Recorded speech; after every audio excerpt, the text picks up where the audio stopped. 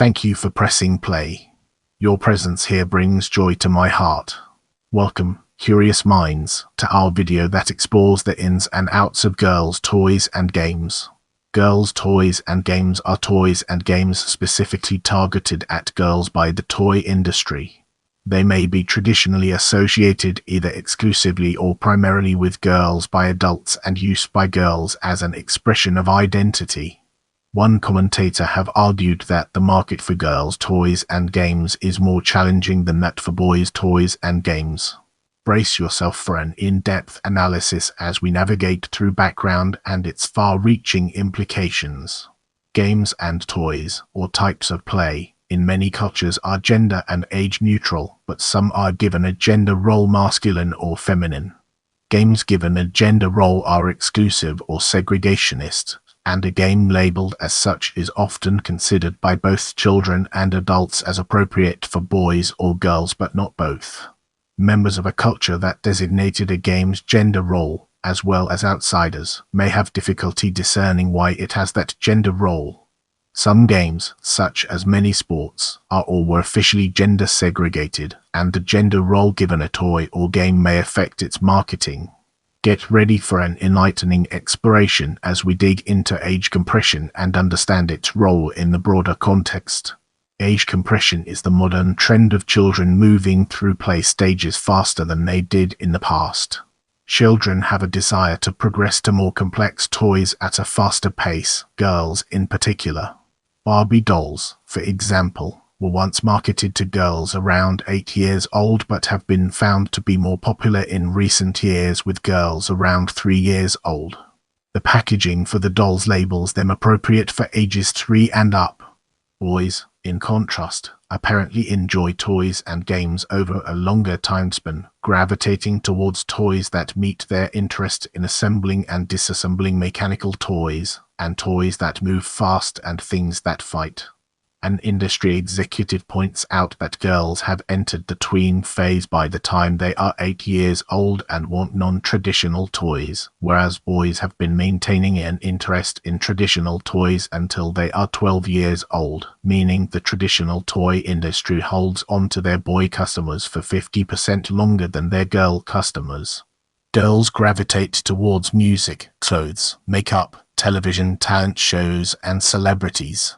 As young children are more exposed to and drawn to music intended for older children and teens, companies are having to rethink how they develop and market their products to them. Girls also demonstrate a longer loyalty to characters in toys and games marketed towards them. A variety of global toy companies have marketed themselves to this aspect of girls' development, for example, the Hello Kitty brand and the Disney Princess franchise. Boys have shown an interest in computer games at an ever younger age in recent years. Let's now turn our gaze towards pink phenomenon and explore the fascinating connections it has to offer. In Western countries in recent years, girls' toys and games have shifted towards a dominant use of the color pink. Those shopping for girls' toys can easily spot the girls' toy section in a store because of the rows of aisles almost entirely stacked with bright pink products. There has been a backlash against the predominant use of pink in girls' toys. One British parent launched a campaign called Pink Stinks against retailers marketing educational toys to girls in pink. The almost exclusive use of pink for girls' toys has raised concern that it is polarizing gender identity from an early age, to the detriment of girls, by overemphasizing beauty and passivity over fun and creativity. The reasons why girls may as a group prefer pink are not clear. Theories are divided between the nature versus nurture question. Social conditioning is one possible factor, since girls are surrounded by pink accessories and clothing from birth in some cultures. However, it has been proposed that a preference for pink is hardwired. One recent study showed a marked preference for pink among girls and women in different cultures. Ben Goldacre has noted that it is likely to be cultural given that less than 100 years ago pink was deemed the most appropriate color for boys. Amplifying gender identity differences between boys and girls is to the benefit of toy sellers. Targeted marketing has for many decades used the technique of categorizing children into segments for marketing purposes, much as the industry does with adults. Childhood age segments that are popularly believed to be identified by psychologists were in fact invented by children's clothing and toy manufacturers. Peggy Orenstein has drawn attention to research by Daniel Cook, a historian of childhood consumerism, that reveals the marketing origins of the age group known as toddler. In this chapter, we'll be shedding light on tween marketing and its role in shaping our understanding. Similarly, the age group known as tweens was a marketing invention dating to the mid-years to describe children aged 8 to 15. Tween marketing has spread beyond Western countries.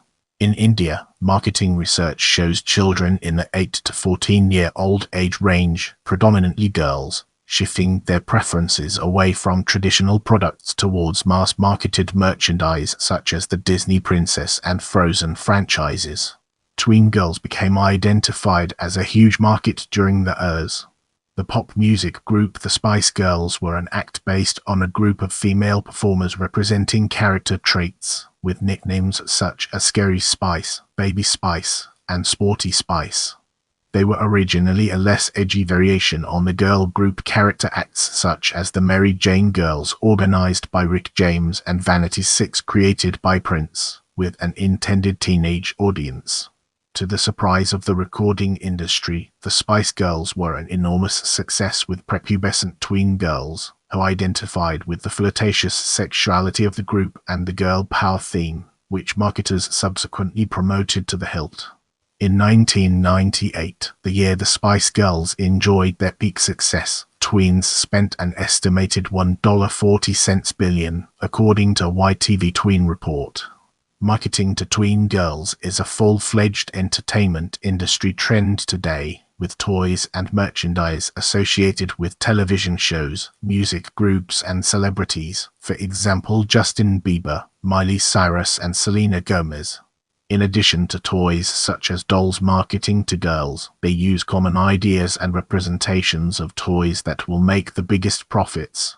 Taking a look at Barbie dolls, there are many different editions of Barbie that make tributes to celebrities and other aspects of culture.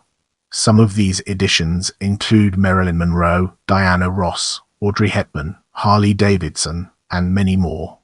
The company Mattel uses idea they know will sell best. In addition to this, they make sure the dolls have a certain appearance: small waist, thin legs, and large breasts. They are marketing not only what gives the biggest dollar value, but as well as following the guidelines for typical views of beauty within these types of toys. The toys, along with the messages they send about body images, are then mass-produced to be sold to the audience of mostly girls ranging from toddlers to tweens. The dolls often lack many features that would help make them more realistic and send believable body image message to girls. Some of the features neglected to be shown on dolls such as Barbies include nipples, wombs, skin flaws, and the various skin tones found around the globe. This leaves the realistic view of women out, and instead changes it for blank features that is wanted by the public. Let's now turn our gaze towards technology and toys and explore the fascinating connections it has to offer. Technology has been embraced by many toy companies because of the gender-neutral best-selling toys that it helps create. One example is the popular Tamagotchi toy invented in Japan in the years. It has sold tens of millions of units worldwide in its various versions. The Tamagotchi is an egg-shaped computerized toy that mimics a pet and requires that the user update it regularly to feed it and provide other care. It remains particularly popular with young girls, however, and recent marketing is targeted towards girls. Girls like the new outfits and other items that can be downloaded via cell phone and transferred to their Tamagotchi device. Girls' video games were a trend in the years where video game developers attempted to make video games aimed specifically at girls. The genre did not see much critical or commercial success, and a leading developer, Purple Moon, was bought by Mattel in 1999. In 2014, Moose Toys developed Shopkins toys, which are about 1 inch in size and targeted at girls. Shopkins later released a number of Shopkins games for Android and iOS devices, and in Adobe Flash format. The most popular game in the series is Shopkins World, which crossed 5 million downloads. Worldwide video game sales have soared beyond traditional toy and game sales in the past decade, particularly in North America and the Middle East. The Nintendo Wii console sells games aimed at either girls or boys, or both. Large traditional toy companies such as Hasbro have also created game applications for the iPhone and other smartphones, which are increasingly being used by children in affluent countries. In this part of the video, we'll be diving deep into STEM toys and unraveling its profound impact. In 2020, the Australian market research group PLAY reported that STEM toys, science, technology, engineering, and mathematics were trending in the toy industry, specifically those aimed at young girls. Traditionally, these toys had been solely marketed towards boys, with both masculine explicit and implicit labels. Pinkification is a common strategy used in marketing to create a binary or segment the toy market by color. This is seen in girls' toy brands like Barbie, but it is also apparent in some of the new rebranding efforts of STEM toy makers like Goldilocks and Lego, who are trying to appeal to feminine audiences. While it might be a good faith attempt at progress, it could remind girls to shun anything that isn't pink, and be a limiting factor both girls and the boys who may avoid pink packaging altogether. A study by Coyle and Lieben examined the effects of gender-typed packaging in STEM toys on mother-child dyads. This study found that children had differential comfort with toys packaged for their own experienced gender, but resulted less attention and mastery of the specific STEM concept. Girls were found to generally learn the concept better playing with the masculine version, but were freer to play and explore the pieces with original version, and vice versa for boys. In this part of the video, we'll be diving deep into history and unraveling its profound impact. The oldest toys for girls are dolls that date from around 2000 BCE in Egypt. Children in ancient Greece played with dolls made of rags, wood, wax or clay, sometimes with movable arms and legs. Rattles, hoops and yo-yos were other common toys. When a young woman was to be married in ancient Greece, she would sacrifice her dolls and toys and other youthful possessions to Artemis the night before her wedding. Children's games during the Middle Ages and earlier are something of a mystery, since the rules of the games were passed from generation to generation orally. In rare cases, the games survived long enough to be recorded in later centuries. Peter Bruegel's painting Children's Games 1560 depicts many games popular with Flemish children of the time. Girls can be shown playing games that involve balls, musical instruments, and games that involved carrying other children or performing other challenges. Hide and seek, leapfrog, and tag are some perennially popular games that seem to have survived over the centuries in Europe and North America. Fashion dolls were creations used by adults in early modern Europe. Fashion dolls were prototype samples of clothing styles, passed between adults who were involved in designing or purchasing expensive dresses and suits. Once the dolls were outdated, they were apparently given to girls as toys. A recent trend in the Barbie doll line in particular is to produce collector's versions of the doll marketed to adults, with Barbie wearing historic couture reproductions. Board games, paper dolls, doll houses and other toys were creations of the Victorian era that remain popular today.